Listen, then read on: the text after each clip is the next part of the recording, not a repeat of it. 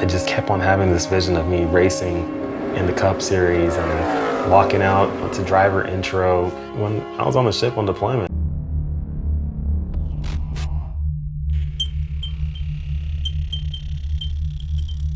Hey, this is Jordan Belfort, the real Wolf of Wall Street, and you're listening to the Anthony Rogers Show.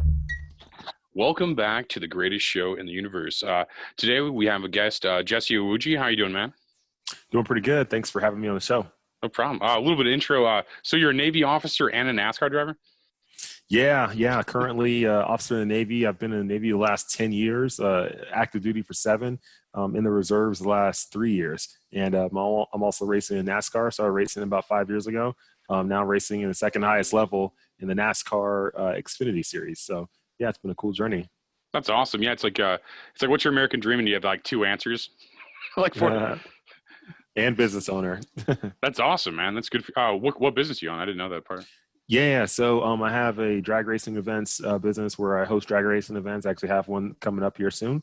I have a real estate investing business and also a trucking company. So all 3 of those are the biggest ones right now, and got some other ones. I'm getting going also too in the realm of esports and some other stuff. So yeah, just all this stuff is keeping me busy. No, it's awesome. I love hearing that, man. It's like that's what America's about. I think just like creating a bunch of companies and living your dream on top of it. I mean, I think it's awesome. Yeah. It's a capitalist society. I love it. Let's keep it that way. No, yeah, I definitely agree with that, man. I definitely agree. So what got you in, I guess, to the military first? Like, what inspired you to join the Navy? Yeah, so originally I'm from Dallas, Texas. Both of my parents immigrated from Nigeria to the U.S. before settling in Dallas. And, growing up there, football was the biggest thing. So I had a big goal to go off to college and play college football.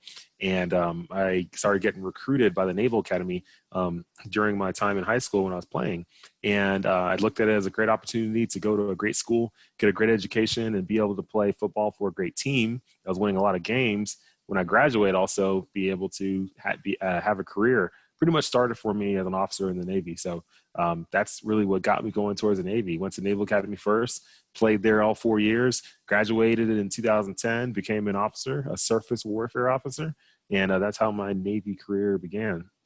That's interesting, man. That's really cool. My grandfather was in the Navy. I respect that for sure. So what was I say? I guess the next career. What got you into NASCAR? Like more or less, you seem really young for NASCAR too. Like it's like The funny thing is there's drivers younger than me. I mean, like depending on what series you're in, there's drivers as young as 16 years old. Oh, So wow. yeah. And then there's drivers as old as 40 something, 50 years old. So it's all over the place. I'm like right there somewhere in the middle of the road. I would say the middle of the road is like 30 years old. I'm like 33, so I'm right there. But getting in NASCAR, I've always loved cars. I've always loved racing, and I had a passion for it. And then one day I just decided that I was going to take the passion to the next level. I didn't want to keep it as just a little hobby thing. I wanted to turn it into an eventual career and something I would do really big. And NASCAR was the first door that opened up, I would say, for me to make that happen. And once that door opened up, it was up from there, and I had to grind my way through to even get where we're at right now. But I've gotten a lot of support from a lot of great people, partners, sponsors, just a lot of folks who have helped this journey move along the way it has. So still got a ways to go, but we're making it happen. That's awesome. I imagine it'd be like me playing basketball or something, like you being in NASCAR. It's like super unlikely, which is awesome. Like I think it's just cool. And I hate to pander, but that's cool being a black man in NASCAR. Like that's honestly cool to me. And that is kind of pandering, but I think that's cool. Yeah, no, it's been cool. I'm one of 2 African Americans in the top 3 series of NASCAR. So between the Truck Series, Xfinity Series, and Cup Series, there's only 2 of us, me and Bubba Wallace. So I'm in the Xfinity Series, he's in the Cup Series, and we're moving along. Eventually there'll be more. It's just right now there's only 2. No, it's interesting. Yeah, it's like a Southern sports. It's mostly just like it. It's just interesting seeing that. It's like I don't know why. Like it's super pandering and even weird to think that, but it's just interesting to me. I don't know. It's like a first man on the moon kind of thing to me. I don't. It sounds like it's just like a weird thing to see. But awesome. Like I think it's cool as fuck, honestly. And you're Republican, I guess.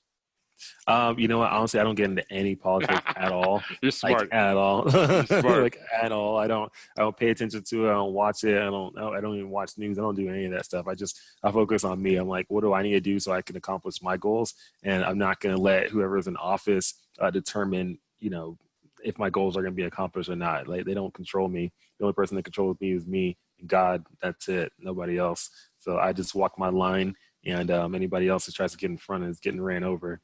See, that's why I thought you were Republican. Like how you, you brought up God and you have ambition. That's why I thought we had you. I thought we had you in this party. Yeah.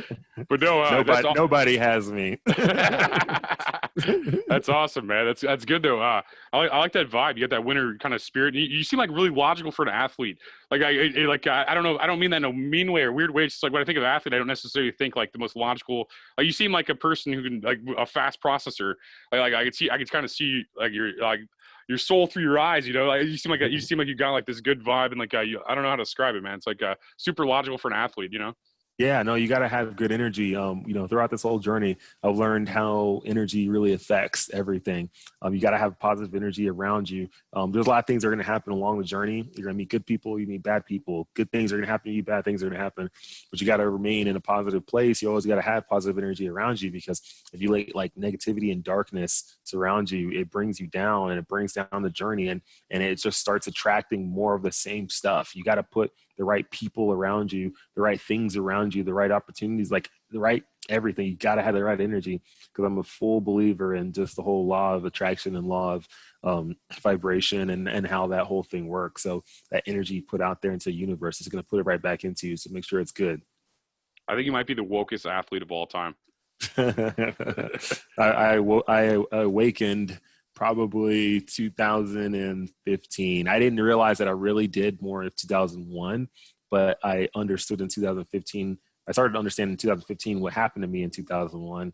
And from there, I was like, oh, like I didn't realize this was happening, but this was happening. Like I was awakening to this life and how energy works and just how that whole thing works. And it's so hard to explain to people because not everyone understands or wants to believe it. So I don't explain it to people, but I tell them it's true.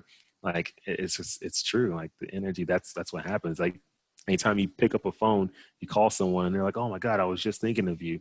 It's not like coincidence. Like, I agree. No, I agree with that. No, most successful people see that. I think that's the difference between like it's the positivity and being able to see what energy does. I think those are huge tactics in capitalism for sure. I think like being able to read the room, I think it's a big one. You seem like a guy who can read bullshit really fast too. If like I was to bullshit, you would know. I feel like you would just know. Like, you got like see. Yeah, you seem like an intelligent person. Like, but no, it's what? So when are you gonna start doing things with your life? Like. Yeah, no. When am I gonna start? When like 15. Yeah, I know you like 15 things going. Like, so were you like always kind of drawn to being an entrepreneur, like young, or is this something that just came with like with success came more success type thing? It just came with kind of what I was doing. So for me, I mean, and maybe I don't know. Maybe when I was younger, I saw myself being an entrepreneur. Maybe I don't know, but I never. It wasn't something I dreamed about or I thought about all the time. But for me, I'm all about just figuring out how to get whatever your goal is accomplished. So for my goal of, becoming a NASCAR driver, working my way up the ranks, it was going to cost money, and it was money I didn't have and money I didn't have sponsorship for. So I had to figure out another way to get money, and that was starting my own business. So it was just starting, like, that's what got me into it. I didn't get into entrepreneurship because I was like, oh yeah, I want to be this guy who goes and starts his own businesses and runs them. Like, that wasn't in my mind. What was in my mind was accomplishing my racing goals and doing whatever was necessary to do that. And what was necessary at the time was to go make money somehow, some way. And I wasn't going to do it illegally. So I was like, let me start my own business and learn the business world so I could get it going. Because I noticed that people who were fairly successful in racing had something on the side going on that allowed them to be financially free enough to pursue everything they wanted to pursue in racing. And that's what I wanted to be. I want to be financially free. I don't want someone running my life. I don't want some boss telling me, hey, you got to work these times, do this and do that. And then all of a sudden, like, I hate the fact of like having to ask someone permission to, like, take time off or to go home for Thanksgiving or whatever. Like, to request that is, to me, it's crazy. And I experienced it for like about a year and some change when I was working in the civilian world for a little bit after I transitioned out of active duty to the reserves. And after doing that for about a year and some change, I was like, this is not for me. I'm not going to spend the best hours of my day making someone else millions of dollars when I could spend the best hours of my day making myself those millions. No, that's a great point. And I always forget that until I go back to a day job for like a period of time. Like I do like, I have a million weird things too, like this year interview though. But I'm saying like, I feel like that too. Every time I go back to a day job, I'm just like, oh yeah, this is why I stay up till 4 a.m. working on my ideas. I forgot like why I'm drawn to different, no, I agree. And that's I mean, and some people just don't, like, some people just don't care, but my soul just screams when I do something like that. Like if I'm in some bullshit place like that, it's like, be here at 7. I'm like, I'll never be awake at 7 a.m. unless I'm going to bed at 7 a.m. You know, it's like, I just don't want to, I don't know. Yeah. No, you gotta do something that's going to create the financial freedom you need so that you can do what you like. And that's what I'm working on. And am I completely financially free right now? No, not really, but I'm working towards it. And, I eventually will make it happen. But I do like the fact that, when I wake up in the morning, I wake up to when I feel like waking up. And, when I wake up, I can work from bed for the first few hours of the day if I wanted to. I could really work from bed for the entire day for most days. Do I? No, not really. I just stay there for a couple hours, knocking out emails and social media stuff. I get up and I walk 30 feet to my couch and I sit on my couch and then work on my laptop from there. I wear basketball shorts every day and a t-shirt and, that's what I do. And, but I like that. And I had to create that world to make that happen. It wasn't easy. I didn't just, quit my day job one day and decide this is how it's going to happen and just make it happen. Actually I did, but it doesn't always work out like that. It doesn't always work out like that. You got to make sure the only way it can work out like that. The reason why I was actually able to make it somewhat work like that was because I have always, over the last how many ever years, been preparing for the fight I didn't even know was coming. So when you're doing that, and then all of a sudden one day you're like, you know what, screw this, I'm out.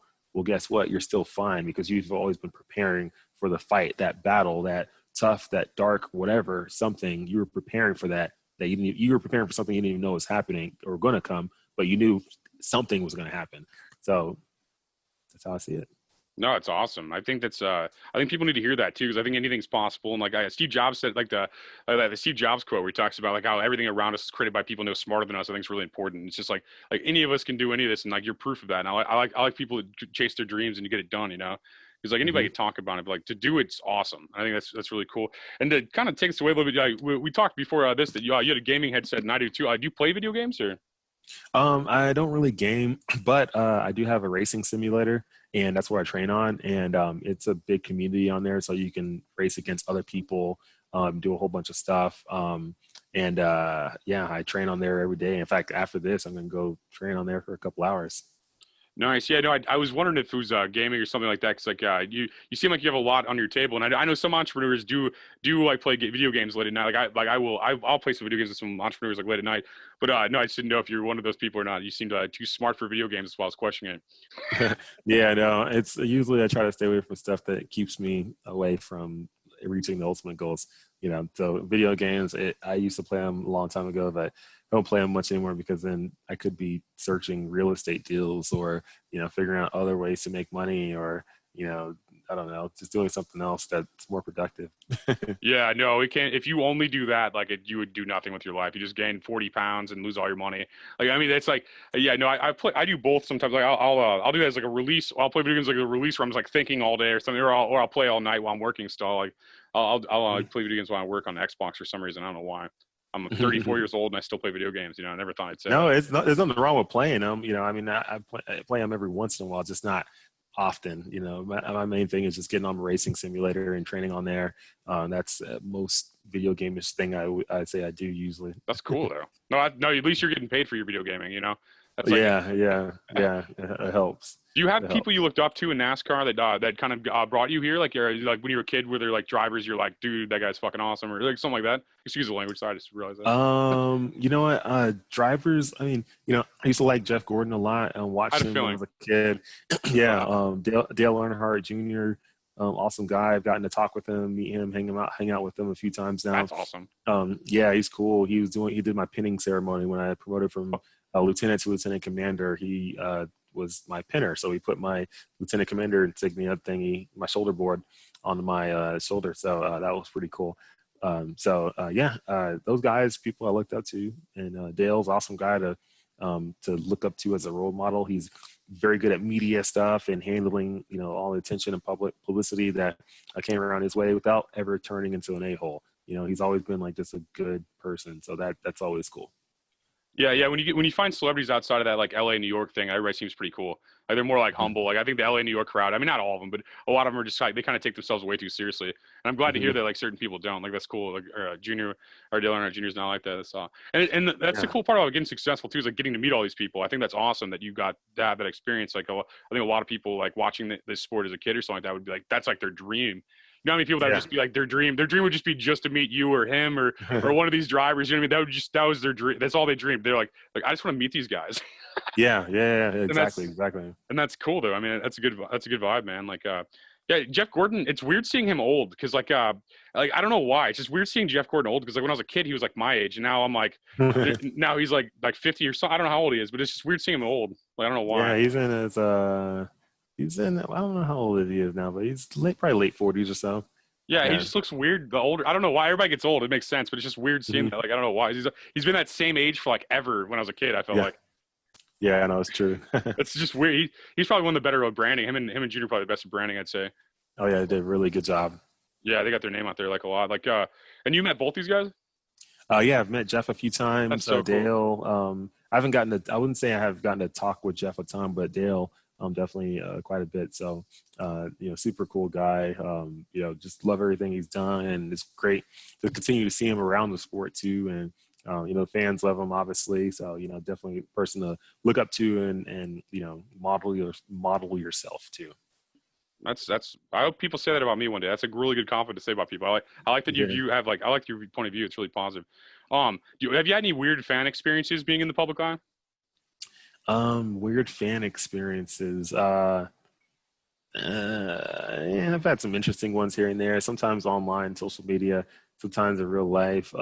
Social media, I've seen goods, bads, especially this year. I've seen a lot of bads coming out of people this year.